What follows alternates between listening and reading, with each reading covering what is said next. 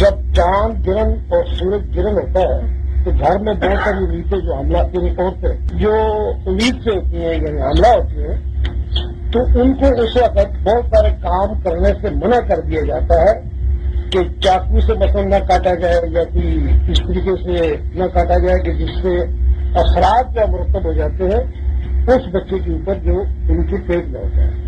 یہ معلوم کرنا چاہتے ہیں کہ یہ چاند گرہن اور سورج گرہن کی وجہ سے یہ کیا صورت حال ہے، کیوں ایسا ہوتا ہے اور اس کی کیا حقیقت کیا ہے، یہ معلوم کرنا چاہتے ہیں۔ بہت ساری باتیں ایسی ہوتی ہیں کہ بڑی بوڑھیوں سے روایات چلی آتی ہیں، لیکن اب آپ یہ دیکھیے جب بھی چاند گرہن یا سورج گرہن ہوتا ہے ایک تو پتہ نہیں ہوتا کہ تو اب موجودہ سائنسی ترقی کے وجہ سے پتہ بھی چل جاتا ہے، اب بھی سب کو پتہ نہیں چلتا۔ تو گاؤں کوٹوں میں دیہاتوں میں شہروں میں بے شمار عورتیں ایسی ہوتی ہیں جو حاملہ ہوتی ہیں، تو ظاہر ہے سبزی بھی کاٹتی ہوگی، کچھ اور بھی ہوتا ہوگا۔ یہ ایک روایت ہے، اس کا کوئی روحانیت سے تعلق نہیں ہے۔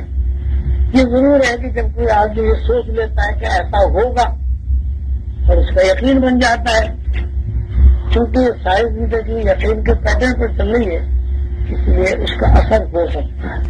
لیکن آپ دیکھیے نا اتنی کروڑوں عورتیں حاملہ ہوں گی، جب چاند گرہن ہوتا ہے سورج گرہن ہوتا ہے تو انہیں پتہ بھی نہیں ہوتا، گھر میں پیاز بھی کاٹیں گی، مسالہ بھی پیسیں گی، سبھی کچھ کریں گے۔ تو یہ ایک روایت ہے، اس کی کوئی حیثیت روحانی نہیں ہے۔ یہ خراب نے نشان بھی کی ہے کہ حامد صاحبان جو ہے وہ جو بھی ان کے پاس جاتا ہے وہ یہ بتا دیتے ہیں بھائی جادو ہے، سایہ ہے، جن ہے۔ ایک تو یہ جادو کا جہاں تک سوال ہے یہ بات بھی بڑی سمجھنے کی ہے۔ آج کل عام ہے کہ ایک بیماری ہوئی، اس کا علاج کیا، فائدہ نہیں ہوا، ایک ڈاکٹر بدلا دوسرے ڈاکٹر بدلا، اور ایسا جادو۔ اور یہ جادو ایک ایسا لفظ ہے کہ انسان اس سے ڈر جاتا ہے، اور اس جادو کا کوئی ٹیسٹ نہیں ہے۔ مثلا کوئی آدمی آپ سے یہ کہے کہ آپ کو بلڈ پریشر ہے، آپ چیک کرا لیں گے۔ کوئی آدمی یہ کہے گا کہ آپ کو 2 بلڈ پریشر ہے، آپ پتہ چل جائے گا کہ ہے یہ نہیں ہے۔ تو جو خون میں خرابی ہے خون کا بھی ٹیسٹ ہو جائے، اور اس میں یہ جادو ہے، جادو کا کوئی ٹیسٹ ہے۔ تو اس میں یہ کہہ دینا کہ جادو ہے تو چونکہ اس کا کوئی ٹیسٹ نہیں ہے، اس لیے اس سے کاروباری فائدہ جس زیادہ سے زیادہ اٹھا سکتا ہے۔ تو ڈرا دیا جادو ہے۔ دوسرے یہ کہ اس کے پاس کوئی ایسا ذریعہ ہی نہیں ہے کہ اس کی تصدیق ہو سکے کہ جادو ہے یہ نہیں ہے، تو وہ ڈر جاتا ہے۔ اور ظاہر ہے جب انسان ڈر کے زیادہ پیسے دیتا ہے، اگر انسان کو یہ پتہ چل جائے کہ میرے اندر کوئی ایسی بیماری ہے جو عام ڈاکٹر کے بس کی نہیں ہے تو وہ ایسا ڈاکٹر تلاش کرے اس کی 4 سے 5 روپے فیس ہو، 1000-1200 روپے ٹیسٹ میں وہ خرچ کرتے ہیں، اس لیے کہ وہ ڈر گیا کہ میرے اندر بھی۔ تو یہ عامل افراد جو ہیں بڑے ماہر نفسیات ہوتے ہیں، انہیں پتہ ہوتا ہے کہ کس طرح لوگوں سے پیسے لیے جا رہے ہیں، تو وہ لوگوں کے نفسیات کو سامنے رکھ کر جادو کر دیں گے، آزاد کر دیں گے۔ پھر آدمی ڈر جائے گا، پھر اس سے کہیں گے کہ صاحب لکھا لاؤ اور یہ لاؤ۔ اور میرے ایک صاحب تھے، میرے ایک دوستوں میں انتقال ہو گیا ان کا، وہ جناب بیچارے ان کی بیوی بیمار تھی، تو میرے صاحب کے پاس چلے گئے، ان کا اس سے تو بڑا زبردست دن ہے اور بکرے کتنے چاہیے پتہ نہیں، 3 بکرے چاہیے، لکھے کا کپڑا چاہیے، سفید مرغا چاہیے، اور یہ چاہیے۔ ان کا صاحب میں کہاں سے لاؤں گا؟ ان کا ہم تمہاری خدمت کرتے ہیں۔ وہ خدمت کی انہوں نے، گیا اگلے دن پوچھنے کے لیے صاحب اتنا زبردست اثر ہے کہ وہ ہم نے بکرے ڈالے تھے اس میں کڑھائی میں، وہ سارے غائب ہو، اور ان سے مزید پیسے لے۔ ایک صاحب مجھ سے میرے پاس لاہور سے آئی تھی، بیچاری بہت ہی موجود خاتون تھے خاندانی۔ انہوں نے آ کے کہا کہ صاحب میں کامل صاحب ہے وہاں، میں ان کے پاس گئی، وہ عامل صاحب کے اوپر بڑے پیر صاحب کی سواری آتی ہے۔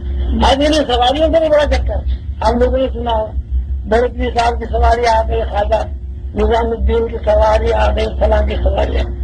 لیکن آپ دیکھیے کس قدر بے ادبی اور گستاخی ہے کہ یعنی بڑے پیر صاحب کو کوئی کام ہی نہیں، ہم جیسے گندے کھڑے لوگوں کو سواری کرتے رہے.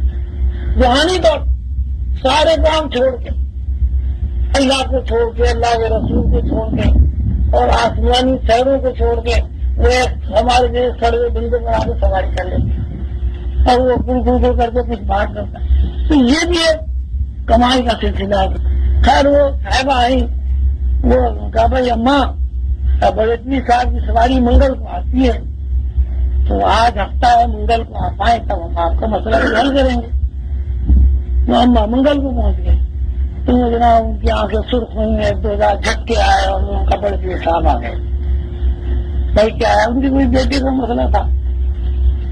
تو میں کہا ہاں بالکل ٹھیک ہو جائے گا، یہ ہوگا. اماں سے یہ کہو کہ سب کا اماں سمجھی کہ وہی بکرا بکرا سب کا کرنا ہوگا. ان کا جی ٹھیک ہے، کیا سب کا کروں؟ کہنے لگے اونٹ کا سب. تو ان کا بھائی اونٹ کا صدقہ، اونٹ کا صدقہ تو کیسے ہوتا ہے کہ میں کہاں سے لاؤں گی اور لاہور میں اونٹ کہاں ملے؟ تو ان کا اماں یہ ہم آپ کی خدمت کریں گے. تو ان سے انہوں نے کوئی 700,000 روپئے 8,000 روپئے لے لی. تمہارا کام. اب ان کا کہنا یہ ہے کہ میرے گھر میں یہاں کے پیسے رکھے ہوئے تھے سرکاری، تو میں نے سوچا کہ بیٹی کا کام ہو جائے گا 1 ہفتے کے اندر اندر ہی، 4 دن کے اندر اندر بیٹی سے پیسے لے کے پھر اس جگہ رکھ دوں گی تو وہ شوہر کو پتہ بھی نہیں چلے، دونوں کام ہوتے ہیں. وہ کام وام تو ہوا نہیں. میں نے کہا مجھے پیسوں کی ضرورت ہے، کل کو پیسے جمع کرانے ہیں. تو ان کے تو بیچاری کے ہاتھ پیر پھول رہے. وہ جتنا زیور تھا سب جا کے سونار کو بیچ کے وہاں پیسے رکھے کہ بھائی میاں کو پتہ نہ چلے، یہ سرکاری ہے، مقدمہ نہ چل جائے، پکڑے نہ جائے. پھر کہیں کہ بھائی تم نے 4 دن کہا تھا، یہ تو 1 ہفتہ ہو گیا، وہ تو کچھ بھی نہیں ہوا. تو کہا کہ بھائی اب بڑے پیر صاحب یہ آگے بتائیں گے، ہم سواری آتی جمعرات کو آئیں گے. وہ بیچاری منگل کے پاس پھر جمعرات کو گئی، پھر سواری آئی بڑے پیر صاحب. کس کو گستاخی! بڑے پیر صاحب پھر سواری آئی. وہ کہا کہ کام تو اس کا ہو جانا تھا، اور لیکن اس نے یہ وہاں چلی گئی، چلے میں چلی گئی، فلاں جگہ چلی گئی، یہاں چلی گئی، وہاں چلی گئی. جتنی مجبوریاں سب بتا جی پھر اب کیا کریں؟ تو ان کا 1 فوٹ کا بچہ اس سے کھاتا. تو اس نے بڑی دیر نے ان لوگوں سے کہا کہ بھائی تم نے مجھے پہلے سے بتایا ہوتا تو میں ساری احتیاط کی تعمیر کر لیتی. تو کہا ہمیں بڑے پیر صاحب نے بتایا ہوگا تو کیا.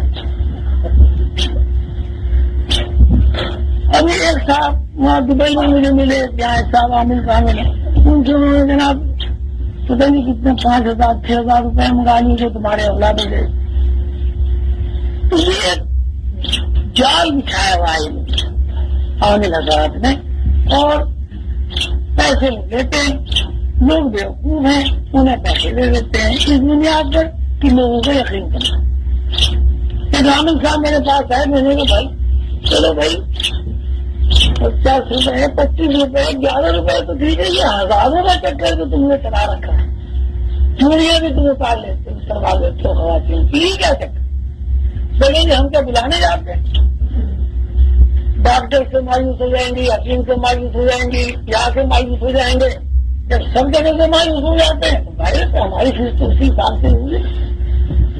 ہم تو نہیں بلانے جاتے، کیوں آتے ہیں ہمارے؟ تو ہمارا تو بزنس ہی ہے، دھندا ہی ہے، پیسے کمانا. تو یہ جادو ہے تو کچھ نہیں. اب میں ایک بات آپ سے پوچھنا چاہتا ہوں، ماشاء اللہ آپ تو سمجھدار ہیں، جادوگر ہے، جادو سے کوئی انکار نہیں کر سکتا. اس لیے قرآن پاک بھی اس کا تذکرہ ہے، ہاروت ماروت کے قصے میں بھی تذکرہ ہے، حضرت موسیٰ علیہ السلام کے قصے میں بھی تذکرہ ہے. اور جادو اتنا یعنی زبردست چیز ہے، اتنا زبردست علم ہے کہ جب موسیٰ علیہ السلام فرعون کے دربار میں کھڑے ہوئے اور وہاں انہوں نے جادوگروں نے رسیاں اور بانس پھینکے، رسیاں سانپ بن گئے اور بانس جو ہے اژدہے بن گئے، تو موسیٰ علیہ السلام گھبرا گئے. اتنے وہ سانپ اور اژدہے بن گئے تو رسیوں سے اور بانسوں سے کہ موسیٰ علیہ السلام گھبرا گئے. اور اللہ تعالیٰ نے فرمایا لا تخف لا تحزن ان اللہ معنا، کہ موسیٰ علیہ السلام کہ تجھے نہ گھبرانے کی ضرورت ہے، نہ خوف زدہ ہونے کی ضرورت ہے، تو اپنا یہ پھینک رکھ۔ موسیٰ علیہ السلام نے وہ لاٹھی پھینکی۔ سب کو معلوم ہے کہ موسیٰ علیہ السلام کی وہ لاٹھی بھی التاف بن گیا، اور وہ التاف تمام سانپوں کو جو کچھ تھے وہ سب کو کھا گیا، نکل گیا۔ یہ سب لوگ آپ جانتے ہیں۔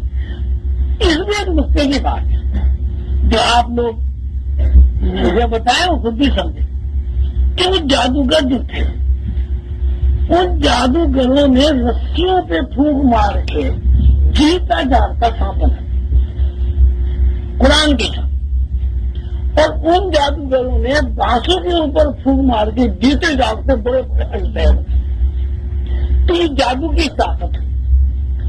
تو کیا کوئی جادوگر ایک کاغذ کے اوپر پھونک مار کے 1000 روپے کا نوٹ نہیں بنا سکتا؟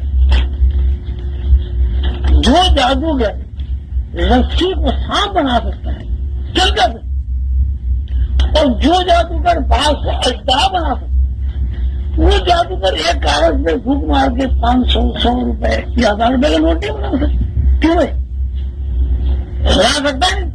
تو پھر یہ 100 روپے 50 روپے کے جادو کا توڑا کیسے کرے؟ یہ کل اس کی بتا فراڈ ہے۔ اور کوئی بھی جادوگر ہے وہ اتنا چھوٹا نہیں ہوتا کہ وہ آپ سے 500 روپے 1000 روپے لے کے آپ کے اوپر جادو کرے یا جادو کا توڑے۔ تو یہ سب سے جادو کا چکر ہے، یہ بے یقینی کی بات ہے۔ لیکن جادو پر حق ہے کان پاک کے ساتھ سے، اور اس کا سب سے بڑا تو یہ ہے سورہ فلق، سورہ قل اعوذ برب الناس، دونوں صورتیں آپ پڑھیں، پڑھ کے اپنے اوپر دم کریں، پانی پی لیں، کیسے بھی جادو ہوگا اگر تو ہے ہی نہیں۔ بات پھر وہی ہے کہ 50 روپے لے کے کوئی آدمی جادو کیوں کرے گا تو اس سے جادو آتا ہے؟ جو مطلب اسے کچھ بھی نہیں آتا، وہ آپ کو بیوقوف بناتا ہے اور بیوقوف بنا کے پیسے لے لیتا ہے۔ تو عامل صاحبان جو کچھ کرتے ہیں، جو ان کا ایک پیشہ ہے، اور ظاہر ہے جب ان کا پیشہ ہے ان کو پیٹ تو بھرنا ہے۔ آپ ان کے پاس جاتے ہیں، وہ آپ کی خدمت کرتے ہیں، تعویذ دیں گے، دھاگے دیں گے، یہ کریں گے وہ کریں گے، تو اپنی محنت کا معاملہ لے لیتے ہیں۔ اس میں کیا ٹھیک ہے، کاروبار ہے، آپ کا بھی کاروبار ہے۔ آپ کا کاروبار ہے کہ آپ جب تک پیسے نہیں دیتے، آپ کو پہلے میں اپنا تعویذ دیتے ہیں، اس کی فیس بھی لیتے، کہہ دیتے ہیں بھائی خود ہی 2 روپے خراب کر دیں۔ بہت سارے لوگ تعویذ بھی وہاں رکھ کے چلے جاتے ہیں کہ اس میں پیسے نہیں لیے تو فائدہ کیا ہوگا؟ تو آپ حضرات خود پیسے دینا چاہتے ہیں ضرور دیں، لیکن یہ کہ کوئی عامل جادو کر دے گا، چور کر دے گا، یہ کر دے گا، وہ کر دے گا، یہ کوئی ہزاروں لاکھوں میں ایک آدھا ایسا ہوگا۔ لیکن میرا اپنا خیال یہ ہے کہ اگر کسی آدمی کو واقعات کوئی روحانی علم آتا ہے تو وہ روحانی علم کو پیسے سے بیچ سکے۔